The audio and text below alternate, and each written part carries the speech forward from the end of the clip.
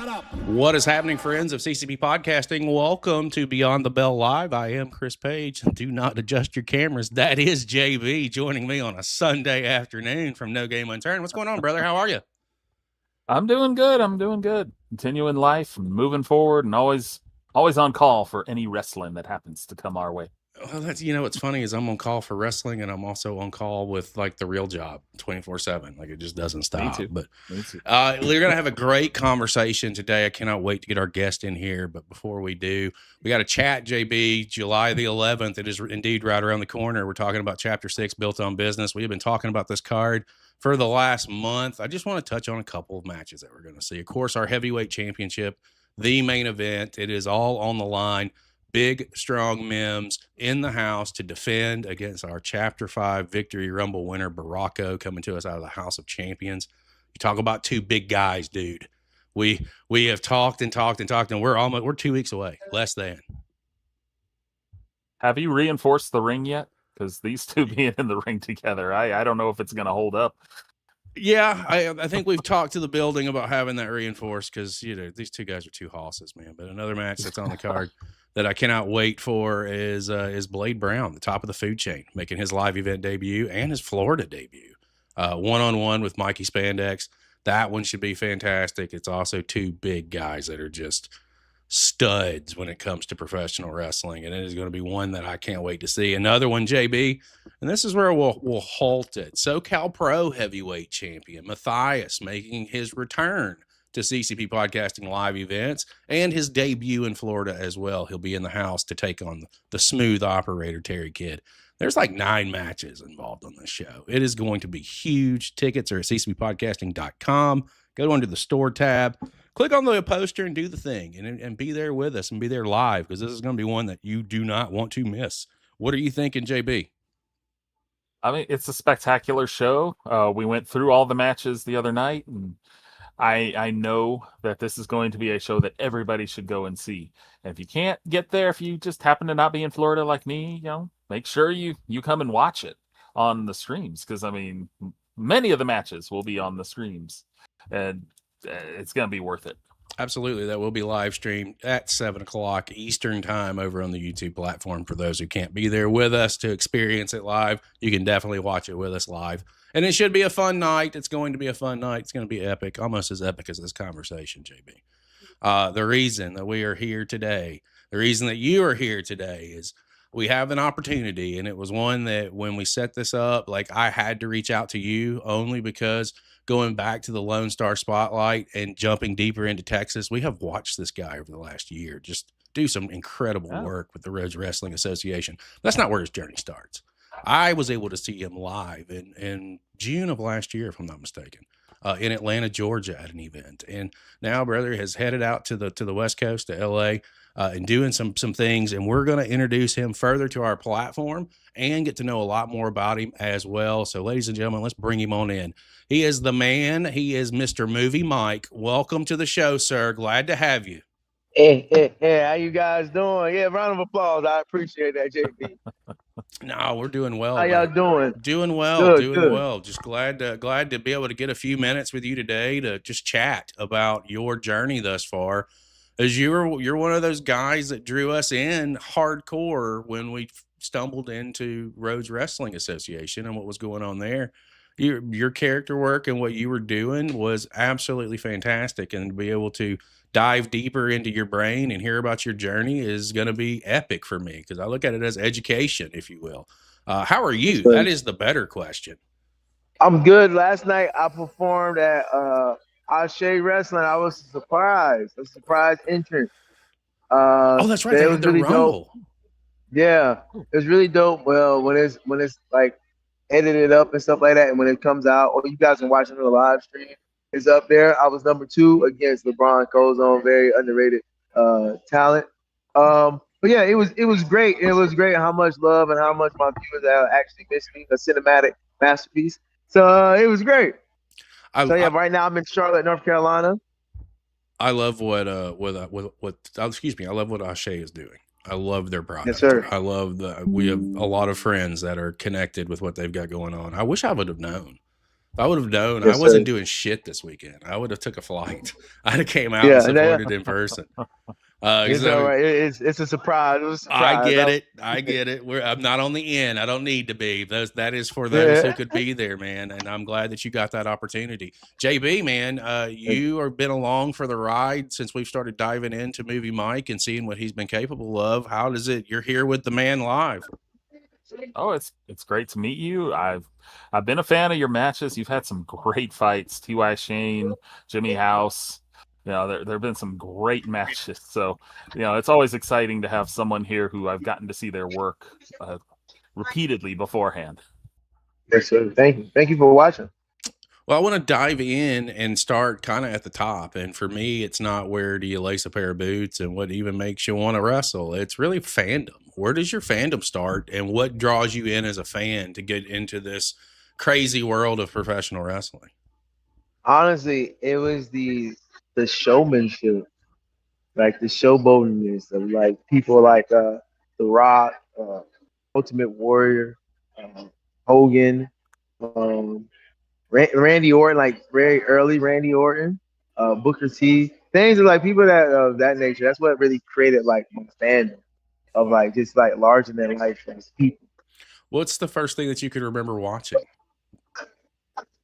Honestly, my first match was The Rock versus Triple H, a steel cage match, Monday Night Raw. And what's so funny is I went 2 years without watching wrestling because I didn't know what channel it was on. I just randomly like scrolling. I was like, "Oh, this is cool," and I was like, "Oh, look at The Rock suplex and Triple H on the stage, like on the ramp." And I was like, "Oh, this is dope." And then I didn't know what channel it was on, so for 2 years I was like didn't know. And then like I had got my aunt to buy all this wrestling stuff. She bought me like a WWF pencil, WWF notebook, all of that, but I didn't know where it was at. And then 2 years later, mom goes, "Oh, wrestling is on." And then I turned it on. And guess what? It was a Rock cutting a promo on Ric Flair. And I was like, "Do this always come on this channel?" And she was like, "Yeah." And then so ever since then, I've been hooked. I mean, you talk about some influences. JB, what are you thinking when you hear that?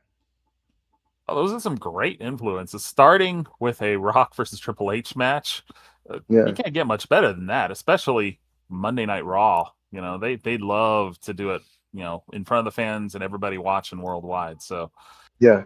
great way to get started. I'm sorry it took you 2 years after that. Yeah, I know.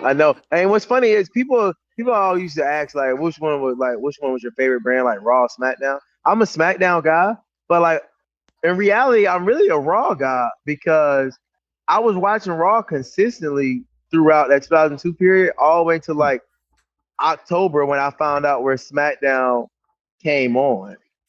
And like and so I'm from Wilmington, North Carolina. So I lived in Wilmington, and it didn't come. We didn't have UPN. We had Fox, so they'll play it on Fox on Saturdays at 11 p.m. So I used to stay up all the way to 11 to watch SmackDown, and then at 1 o'clock I also low key watch Star Trek because I'm already up.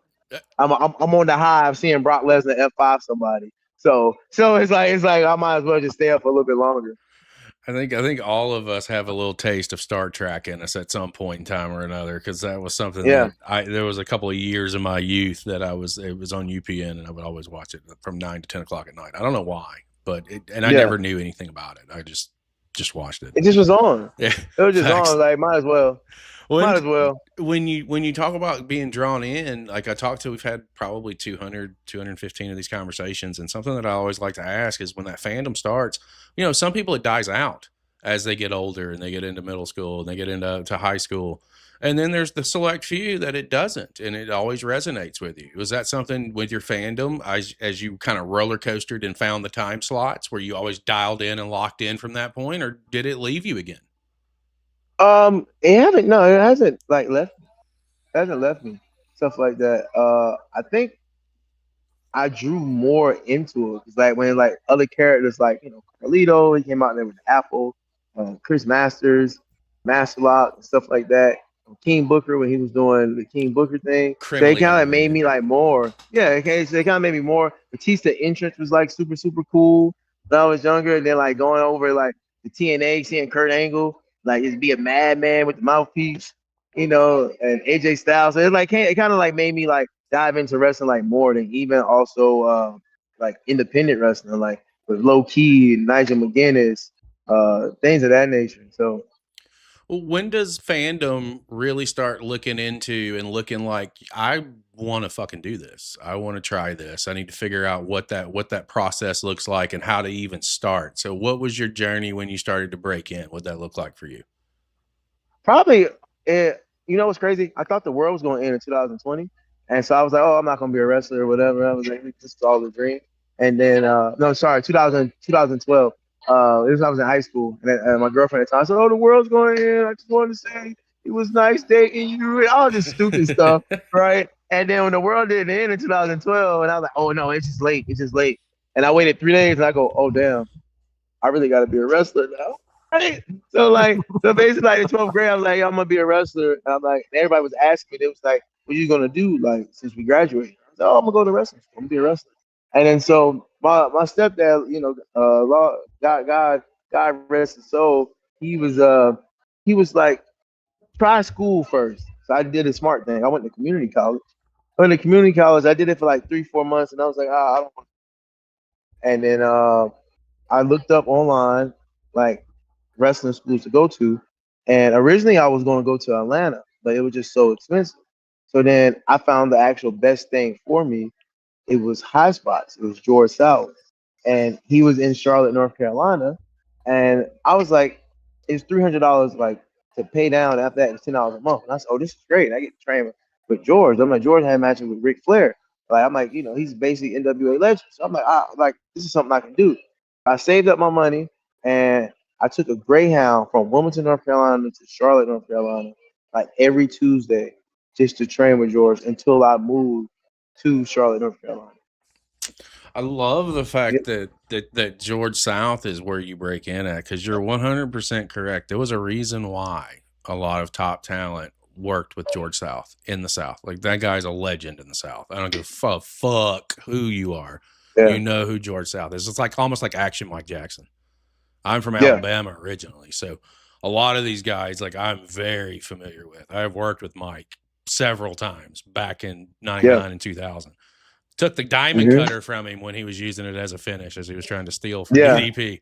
But it's so cool to hear, because South, like I said, there's a reason for it. He always was really good in the ring, and his mechanics are solid. So it makes me want to ask you this: when you make that trip and you start making those hoofs, and again, like, that also kind of tells me that you want this. Like, when you're taking a Greyhound every week, like, that is putting the time and that's putting effort into honing in on your craft. It's something that, you know, a lot of people wouldn't do even today. It's too much work. Well, that's what professional wrestling is. It's fucking work. It's not easy. If it's easy, everybody would do it. But it makes me want to ask you this, like, strengths and weaknesses. What were some of the strengths that you had coming in that maybe surprised you? And then what were some of the weaknesses and stuff that you kind of had to work on? So the weakness is everything, like footwork, running the ropes, taking a bump, everything. The only strength I had and I knew was I am very entertaining. So I used that to my advantage. But after that, everything needed like work. I remember George called a spot. He was like, he gives everybody nicknames. He's like, all right, Cam Newton, this is what we gonna do. Tackle, drop down, leapfrog. That's it. That's all I want to see. And because I wasn't athletic at the time, and I did it, and like he was just like holding his breath. I took the tackle, did the drop down, and I did the leapfrog, and I started celebrating, like I started taunting. And he was like, Cam Newton, all that was good until you did that. Give me 5 bumps. What the heck? He said, you can't taunt in a match when you got your back turned. He said he's gonna hit you. But I was just so happy because George didn't think I could do a leapfrog. And I was like, oh nah, I got this shit. Watch this. Watch this. So I used to give him little surprises, and then he used to start like adding more. And then when he see I couldn't like do it more, he'll take back. And so it made me like work hard. I'm like, damn, like I want to be in there like the last 4, last 5. Like, why I'm just getting tackle drop down, and just all right, you know. I was like, so it made me like work harder and stuff. And then George used to take us out to like carnival shows or like fair shows and things of that nature to get like more reps. And that's when I was like, getting just like a little bit better, but like I really honed into my strength, and then with my strength honing in, then the weaknesses became like a little bit better, like gradually better. JB, let me shoot around to you because we don't get to talk about George South often on the show, and being a Southern wrestling guy yourself, I'm sure you've got some questions. Well, on the George South front, I mean, we've heard about how your training was going with that. Was there any moves in particular that you were like, oh, I'm going to keep this one as a major, this one, Yeah, I'm going to make sure this is in every match? Well, not every match. I'll pull it out sometimes. So George got this move called the guilt. He said, Okay. he said, this is a shoot move, right? He was like, anybody in the match, just like they just keep messing up, or they just don't want to act right. He said, put them in this. I used to put this on Baby George all the time. He was like, you can do it from a lockup, or you can just grab them. And it's like basically like, you know how to rock bottom position, but you just get underneath and you just like squeeze and you just lock it in. Okay. And he said you got the choice to ask them, are we working, or are we or this for real? Because you got all the control and you can just do whatever like with them. You can swing them around. And then so one day when I was at Dustin's, I was like, I need a move I can just do to anybody. And so I was like, oh, I got it. I'm gonna do the guilt. And I call it the Black Dahlia, right? So I was like, I'm gonna do this, and I locked it in. We had a practice match with Abaddon, and I locked it in on her. She was like so light. So when I grabbed it and I had picked her up and I just swung her around, and I was like, oh yeah, I'm like, yeah, this is amazing. This is amazing. And I text George. I said, I just used the guilt. I said, but I did the work way. I was like, I love that. So yeah, I definitely took that with me. I love it. I love it, man. So something about you is presentation. You're when you are in front of that camera, it is all fucking work, and I love to see it. So I want to talk about the evolution of Movie Myk and putting the pieces together, because obviously you got to get to a debut, but before you get to a debut, you got to have something locked down to fucking go out here and try and do. Let's talk about the presentation.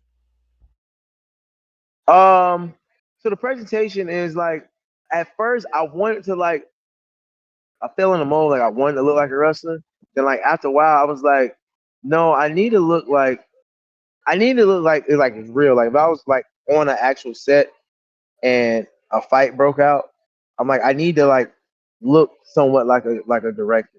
Like I need to look like I can just fight like at any given time. So after a while, I started like putting pieces together. Like, oh well, a director will wear like a beret, but now I can't really wear a beret because of my hair. I'm like, oh well, like since I'm like a flashy director, I'm like, well, I need to have shades on at all times. And I'm like, oh, but I don't want to get dirty. I don't want to get my hands dirty. I'm somewhat a prima donna, so I'm like, oh, okay, well, let me wear these gloves. So I was just like putting little pieces together, and then like I was like, oh well, I'm Hollywood, so I was like, let me like wear like a fur around my neck, or like a fur coat, or like a crazy jacket. And I was like, oh well, like let me also like incorporate like what I would really wear like if I was going out to a club. And I'm like, oh, I'll always like wear leather pants, so I'll wear like some like leather pants, things of that nature, to put like everything like together, just like with the presentation, things of that nature. And it also made me go back to like the 90s and like early 2000s and stuff, like what made them like look like a star. And I was like, they didn't all look like wrestlers. Like Macho Man Randy Savage, he didn't necessarily look like a full-blown wrestler. Like the Ultimate Warrior with the face paint, he looked like a crazy guy, and all these like crazy colors and things of that nature. Even like Rob Van Dam, like he had a wrestling like outfit, but it was so cool that it was spray painted. So that was like, it made me just like put all of those like factors like in together. I love it. I love the whole deal. Like, and I'm gonna keep it 100, because when you come out through that curtain, like I said, it's all presentation at that point, and there's no wasted motion with you. And you started in the Carolinas, right? And you get ready to make the debut. Did you debut in the Carolinas? Obviously, yeah. Yes, my first match was a 6-man tag with Rob Killjoy in it. That's why I first did the leapfrog. I first did the leapfrog there, and then George the next week called it because I barely got up on Rob. He almost hit my balls, but he called it, so I had no choice but to do it. So I was like, I got to do it. Well, there's no fun in incidental contact. Let me tell you. Yeah. You know, I've Yeah. had the wind knocked out of me several times. So I'm not even kidding. But I think that like where we really fall into, I want to talk about like a little bit of your journey, right? Because like in the Yeah. last 2 years, I hear about the Carolinas. I saw you in Atlanta, and you transitioned over into Texas. Like, what I'm loving about this is it shows me what I've been preaching for so long, is that education continues.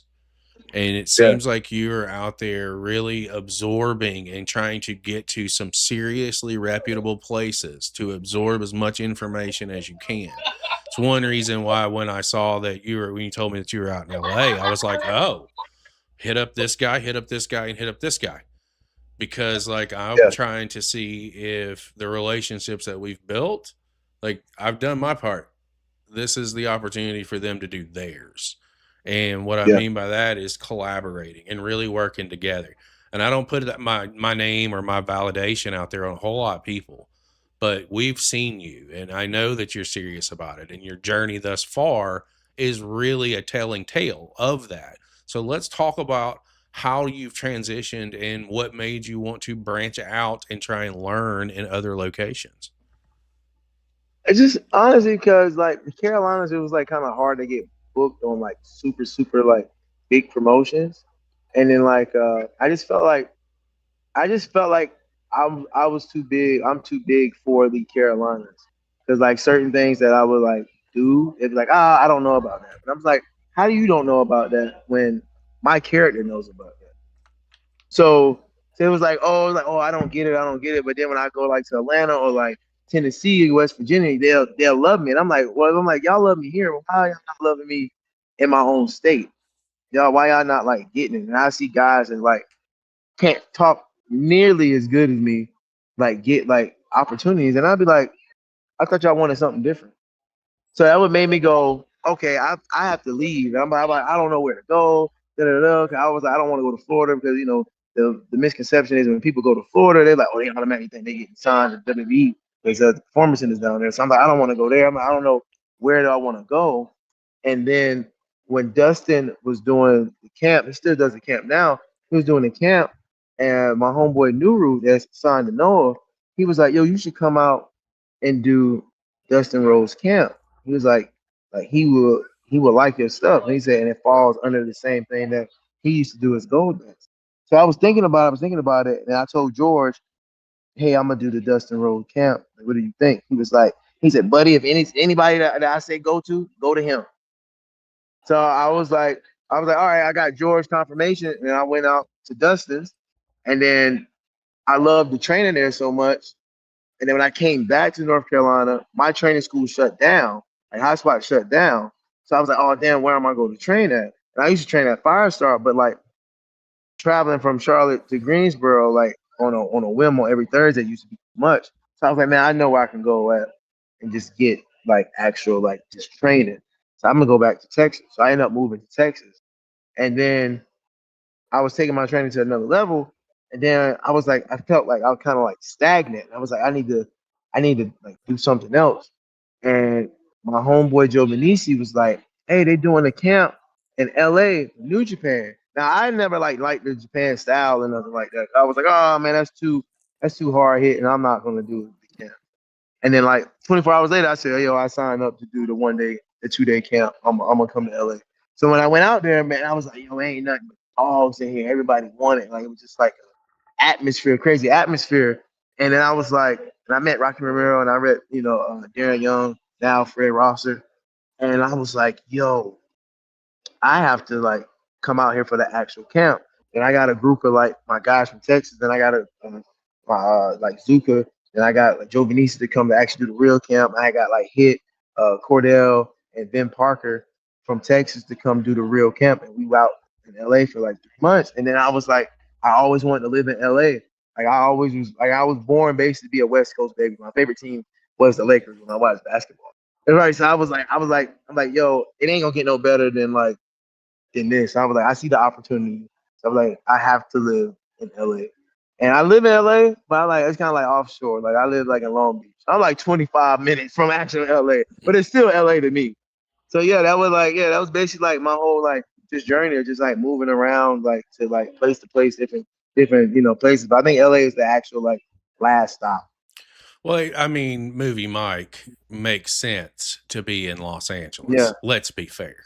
Like, yeah, I think that it's fantastic. But what I'm gonna backtrack a minute. I want to talk a little bit about your time with Rhodes, because again, when I see people making moves like this, like it's what makes me want to invest. It's what makes me want to do what we can do to try and help, because I know that this yeah, shit ain't fucking easy. I know that it's yeah, not I've been there. I've done that. I've got the t-shirt at different times. And, even nowadays, I don't think the playing field's level. So like, yeah, I'm not going to just go to bat if I don't believe in what people are doing. And in this case, like when you get to Rhodes Wrestling, same kind of question that I asked with George South. Like again, what I love about it is that everybody trains a little bit differently. You're going to hmm learn different pieces of the puzzle from different brains and different minds. And coming from George South to now going to the Rhodes, what were some stuff that either enhanced your game or you just learned straight up from the Rhodes Wrestling Association?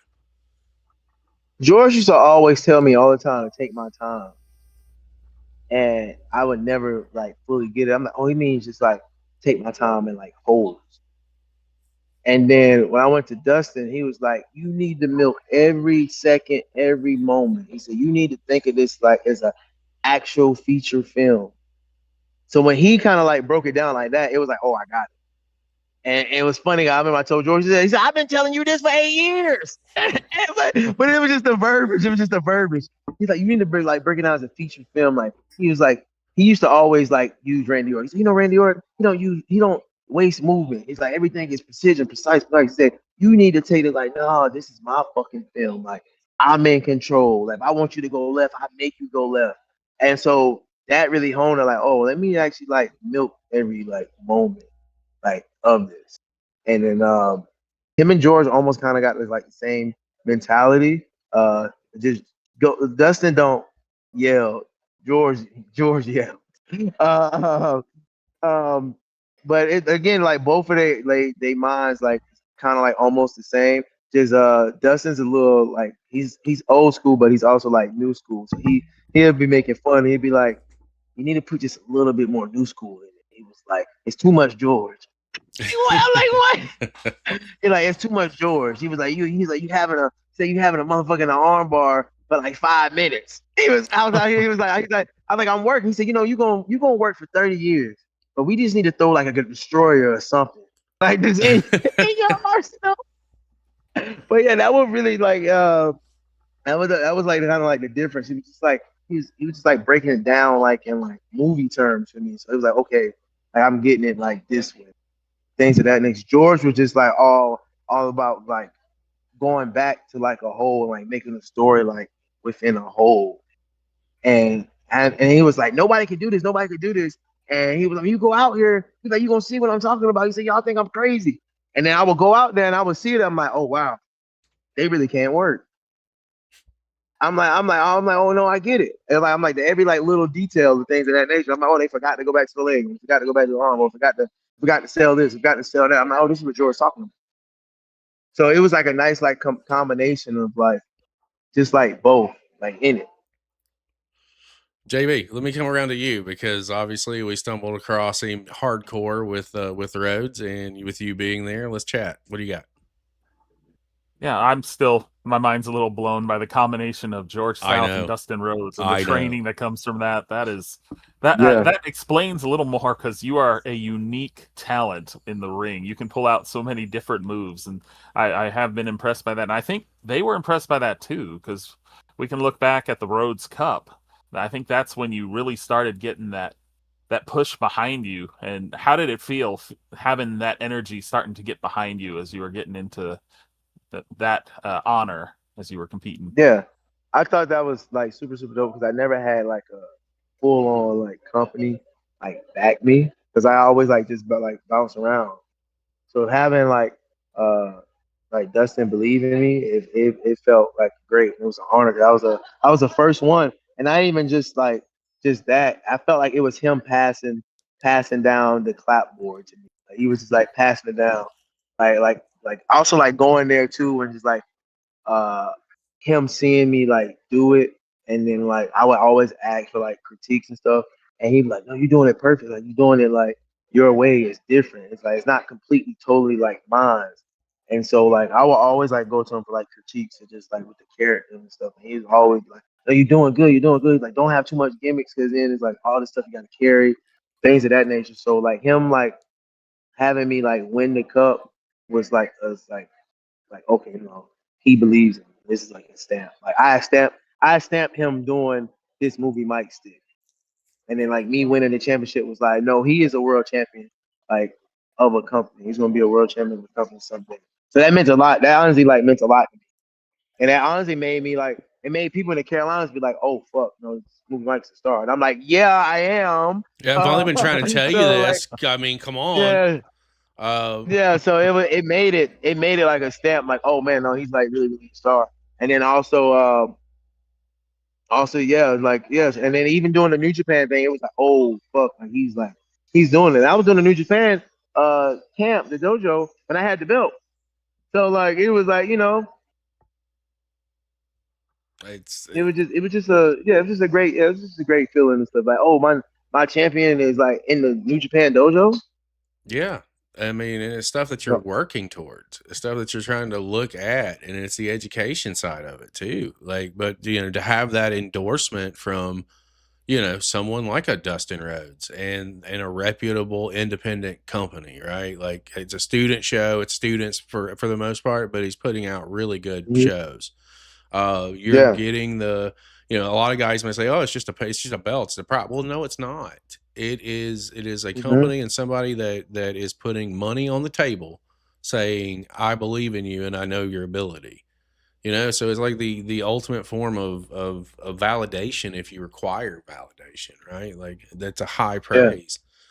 And your run with Rhodes was fucking phenomenal. I think the last match we saw was against Jesse Funaki, who was another tremendously talented guy out that way. And you up and have moved now to Los Angeles, and Yes, I sir. love the fact that you're out that way now because we have a lot of friends out in that neck of the woods, and for you getting out there and getting yourself situated, you know, actually before we talk about that, let me talk about like moments that matter first, right? And then we'll get into some LA stuff, because I am a firm believer that it's the moments that we make that truly matter within our lives and whether it's professional or personal. With you on the wrestling scene, give me some of those moments that matter to you. Some of those moments that you can think on and it's there, like either it's that's really cool shit or that really meant something to you. What are some of those moments? So I got 5. George George wrestling me on his birthday. Like he asked for me to like he was like, no, I won't. He said Movie Mike's gonna be at my birthday event. I want to wrestle him for my birthday. It was at AML. It was at like a student show. Yeah. So it wasn't like really taped or nothing. And it was like 30, 40 people there, and we was the main event, and it was so dope. And I remember like he pinned me. He was like, "You did so good, buddy. I love you." And I felt like that was the greatest moment. That was the greatest approval. And it's funny, George. We only got 2 matches actually that's on film. The very first time I wrestled him, and it was super super bad. And then the third match, which it was good, but Teddy Long was at the thing. And I felt so pressure. I was like, I can't embarrass him in front of his friends. I was like, I can embarrass him at this little brewery show, but not in front of his friends. So yeah, that one. But his birthday one meant a lot to me because he requested me on his birthday, and then we killed it. And I remember I said something. We both like Batman. I had him in a chin lock, and I was like, yeah. I said, yeah, I'm ready for the big scene. I said, I'm the Dark Knight. I said, no, literally the Dark Knight. Look at my skin. Look at my skin. I said, I'm the new Bruce Wayne. I am Christian Bale. I am cinema. And he was selling. He said, "Oh, Cam, that's a good one. That's real heat." I love it. When he said that, I was like, yes. I'm like, yes. I'm like, I popped him. I popped him. And I was so much in the moment. I messed up a spot, and I heard him just grabbing. He was like, good. I'm gonna call it again. He's like, what's he doing? I was so excited that I popped him. So that's the very first one. The second one is me winning the Rhodes Cup. The third one was me actually winning the RWA Heavyweight Championship. The fourth one, where it was me versus Ashton Starr, and I beat his ass in that petty match, and I made him flip the script. That was in that was 2022 or 2023 Southern Honor. That's when I actually had like a real like program, like a rivalry, and I did some of the most funny shit with Ashton. I did basically the Eminem spinoff. I did the Eminem stand, and I was dishing Ashton Starr. And I got to see you guys the promo of that, and like it was super dope just being a rivalry. I stomped his ass. Yesterday at Ashe, and the crowd booed me. I said, it's crazy how the viewers turn on me. They're fickle. It's so fickle. And the fifth one is actually doing the New Japan Dojo. Because when I did the dojo, I was like, if I can survive this, because not just the workouts, not the physical, it's the mental. Mhm. Because you only get like 3 days to like miss. So like if you miss them 3 days, you automatically like disqualified. Like it's done. Like you can't come back. So like they don't play like at all. So it like made me like not even physically push myself, but like really mentally push like myself. So those are like my top 5 like moments. Well, I loved hearing those, right? And with the dojo, like really, you're proving something to yourself there. You know, this Yeah. is a way for you to continue to show people what we already know, that you're someone that everyone should be watching. Like that's just facts. And now getting out to Los Angeles and knowing that you're out there now. Talk to me about some places that you're trying to get to. Where are some companies that are out there? What are some things that are happening? Or, you know, how can we help? How can we move this thing along? Yeah, there's some companies in my director's eye. I want to do business with West Coast Pro. I want to do like business with Defy. I want to do business out. So they got another director guy. I don't know if I want him on my production crew or I want to go against him. But I need to have a match with Hollywood DRE. Right? I need to have that. The Battle of Cinema or the Team of Cinema. I teamed up with him at Rodeo, and it was good chemistry. So I want to keep that camaraderie. But then again, I also have to show that I run cinema.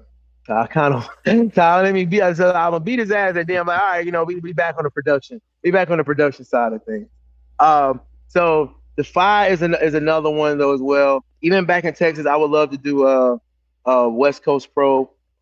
Then going back up like up to the West Coast. DOA would be a good one for me. I low-key can see myself doing a GCW just one time. This GCW just like one time. HOG, because sometimes a Hall comes out to the West Coast. Mhm. So I love to do an HOG show on the West Coast. So many promotions out there that I can see myself doing business for. I've been wanting to do Hood Slam since 2018. They changed their name. I forgot what they changed their name to, but it's in Oakland, and I want to do Hood Slam so bad. It's just like a fun, lit environment. Mm-hmm. So it's fun. I would also love to come back to Southern Honor. I got like love for Atlanta. Atlanta's like my second home. Like I love Atlanta. I would love to do Southern Honor again. I love to come back to AML as well. They used to have me just on a Future Star show, but now I am the star and I am the present and the future. So like, let's go ahead and do business. You know, let's go ahead and let's do. You know, a lot of people still know me and love me in North Carolina. So and also I get to see George. If I was to touch George on the AML main show, oh my God, it's complete. It's complete. Full circle, It's if complete. ever was. JV. Oh my God. He wouldn't even talk to me until the 1 minute before we go out there. Cam, I love you, buddy. Just flying burrito to finish. Okay. Okay. JV. Perfect. Let me clean my ears. Can I say action, George? Yeah, you do your whole movie, Mike. So, oh yeah, perfect. I'm perfect. Let's do it. It's I old would school. say Old school there's mentality. a lot of talent on the West Coast that I would Yes. love to see you go against.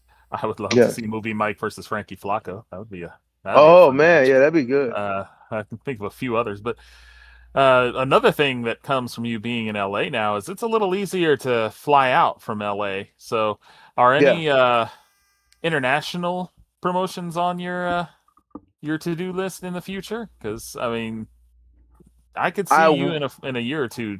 You could be traveling the world. Only really one is just New Japan.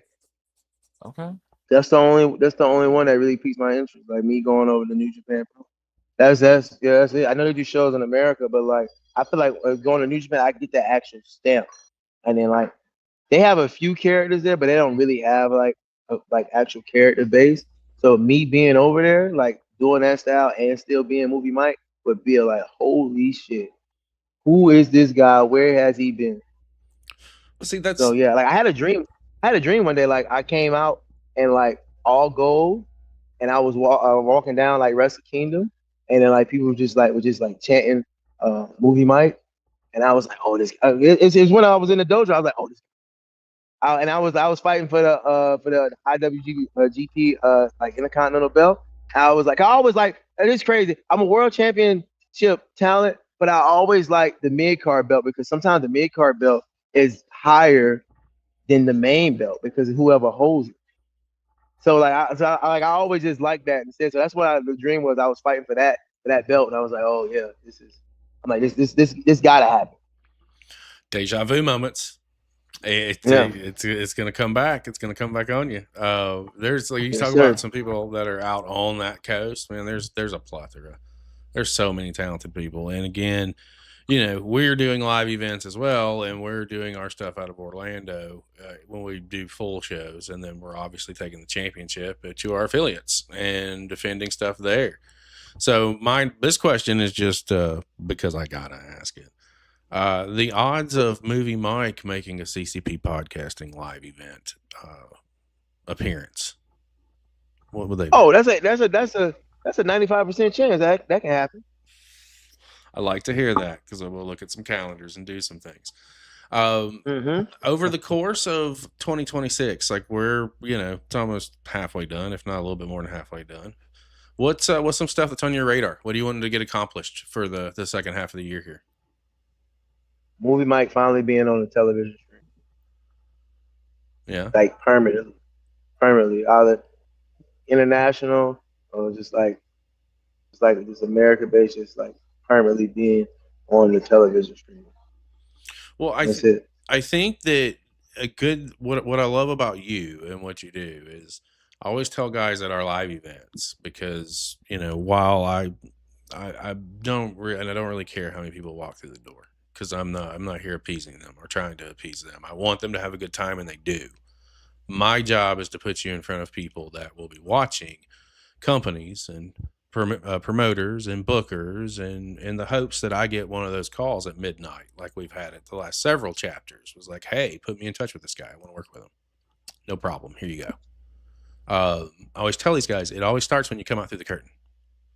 The moment you walk out, because I know what my affiliates are looking for. And that's why this was very crucial that we have this chance to sit down and just chat, because I do think that when you're seen in front of the right people, that phone's going to start ringing, and it's going to start ringing from multiple states to get this thing really going for you. But you have that presence when you walk out, and it's from the moment you walk out to the moment you disappear, whether you've won, whether you've lost. You're either selling like a motherfucker until you get to the back, or you are parading around doing whatever it is that you do as far as the victory is concerned, whatever the situation calls for. You do it really well. And that comes with really taking what you're doing seriously. So for anyone out there that's listening, if that, you know, we get a lot of young guys too that always have and want to get advice from people who are out there making it and who are out there being a little bit more successful. You've had opportunities to learn from some great minds. What's some advice out there that you can give to the next generation who are thinking about it or who are already involved in professional wrestling to be successful? Be original. People relate to originality more than a carbon copy. Like it's already a Rock, it's already a Steve Austin. So like you can take from them, but like don't make it your whole thing. You know what I'm saying? So just be like original as possible. You know, like it's like a million different like Hollywood or actor guys that's in on the indie scenes right now, but we all do it different. At least I do it different. But like we all do it like different. Uh, so like you can like just be original. That's the best way that I can say. Be original and try to make everything like fully believable. JB, let me circle around to you, sir. Yeah, I mean, it seems like we've got everything circled up to current times. Trying to think where we want to go from here. We've got some great future plans. I'm assuming that you're working on getting on TV. You're working on getting your name out there more. Where do you see your best shot at making your way, you know, pushing your career forward? What's your target for say 2027? Anybody that got the fattest contract. Anybody. Okay. Anybody that got the fattest vote. We've heard a little bit about some places that you want to work out on the West Coast, and we've heard about some stuff that you want to do internationally too, which is New Japan, which I fully see that. And let me ask you this: is that a piece of why you moved out to LA, is to get down to the dojo and do some more training down there?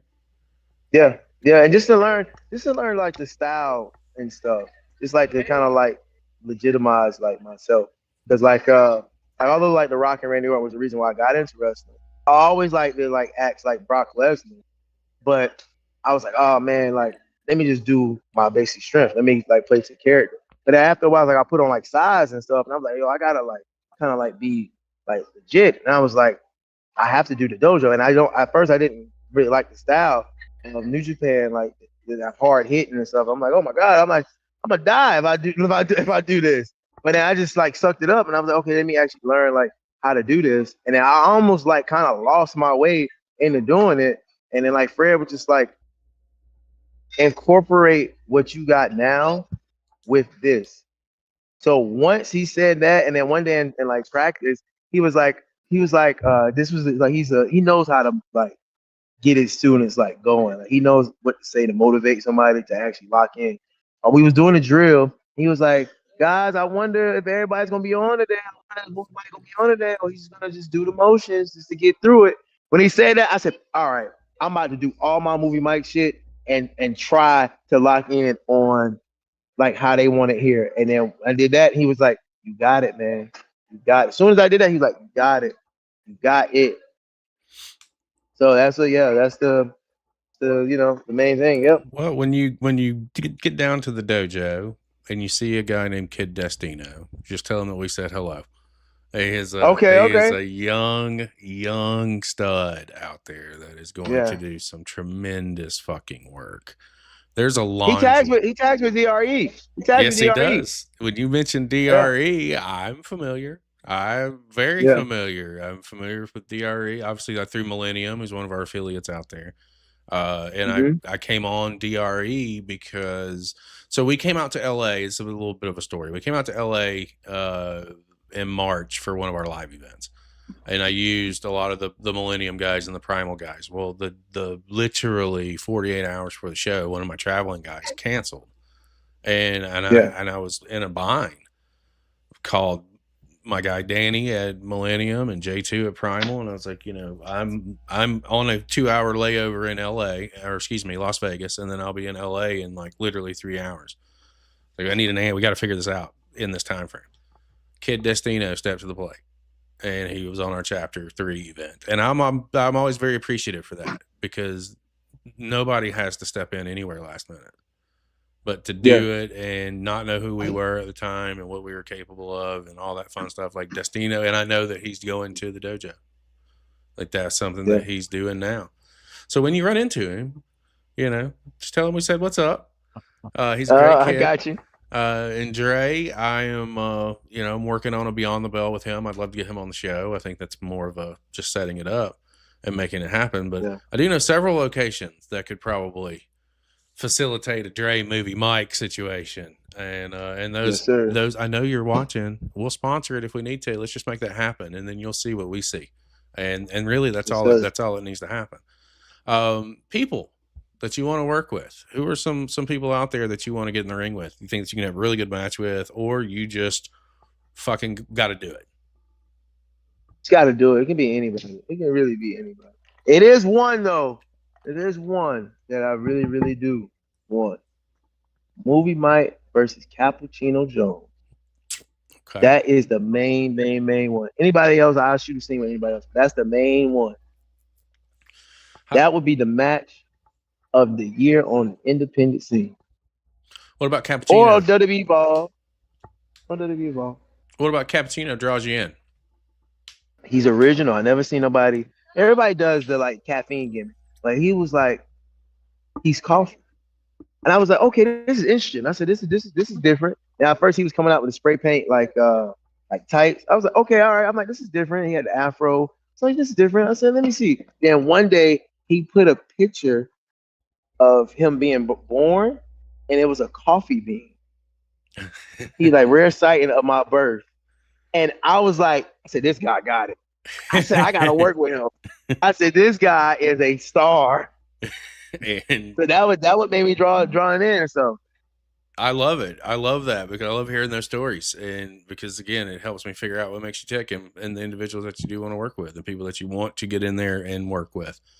And I ask that really because like I said, we do live events, and when I do have guys that I bring down or I get out here, I want to make sure I have something good for you and something that can showcase you to the best of the abilities that we can do. And that's really the name of the game. And if there's not more people out there doing that, fucking shame on you. I don't know what to tell you. Let me ask you this, and we'll start winding things down. We've got places, I've got some opponents. Who are some hidden gems out there that we should be watching? Who you got out there? Man, it's so many. Well, the name so many. I'm gonna name them. I'm gonna try to do a rapid. I'm gonna rap it. So Nuru is one of them. He signed to Noah, but he's super like underrated. Joe Venisi, we did the dojo together. That's my boy. He trained with George South too as well. He's super underrated. He's out in LA with me. He's killing shit at MFN Lucha. He unfortunately beat me, but we don't want to talk about that. We also got let's see who else. Jimmy House, aka CJ Valor. He's doing great things. The Bullseye Cordell, the real hitter. He is destined. He did the New Japan Academy with me as well. We got Ben Parker. I said the Bullseye already. Ian Maxwell, fast as hell. Rayhan, Intez, Cream Pop Poppy, the gifted one, Yaya. Who else? Yeah, it's so many. Danger Ross and Charlie, aka Live Danger. They kick ass. Ray Rico, he's super underrated. 5-star Onyx. Man, it's so many. Let me the agent Chad Skywalker. Yeah. Like, oh my God, he's right now. This is his best thing that he is doing. Like, and he needs to be booked because like he can always do the in-ring work, but now he's showing that he can do the character work, and it's like everybody needs to get behind him. So definitely Chad Skywalker. Trying to think who else? Duke from TME, like the main event. Like, man, Duke is probably my favorite. What I seen last night, he's probably my favorite independent wrestler. Okay. Like he's probably my favorite one. And the presence he had in that ring last night, I was like, oh my God. I was like, oh my God. And he did this move off the top with it's like spinning like power slam. I was just in awe. I was like, this is a man. You know how the commentators talk about Brock Lesnar? Like, this is the alpha male last speech. I'm like, this is the alpha male of the Indies right here. I was like, this is the guy. The T.Y. Shane, he is a workhorse. He can wrestle for 2 hours. It's like incredibly good and incredibly like underrated. Yeah, that's all the guys I got.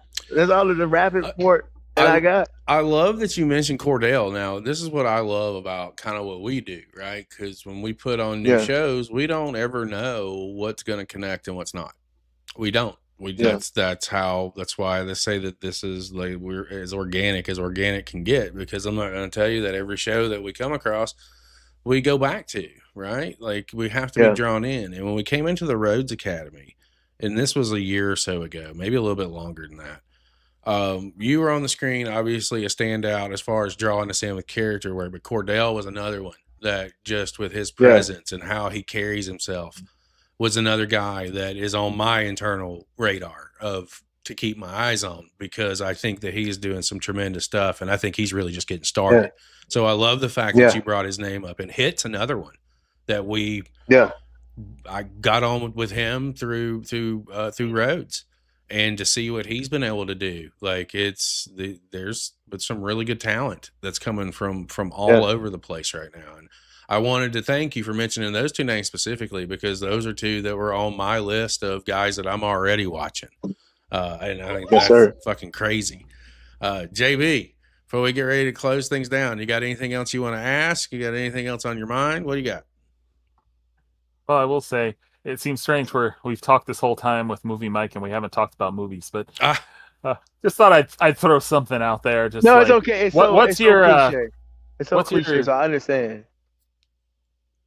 Well, I was just gonna say, is there any movies right now that you feel like need to be watched that you've seen in the last 6 months? Martyr Supreme is the best movie of all time. It is pain on the screen. And the fact that Timothy did not win Best Actor for that let you know the Oscars ain't shit. All right, I want y'all to know that. All right, that's the best movie of 2025, and it has a real deep meaning that nobody's going to stop me on what I'm destined to be. And I resonate to that movie. It's not my favorite movie because it's too new. I got to wait like 5 years to be like, that's my favorite movie. That's one of my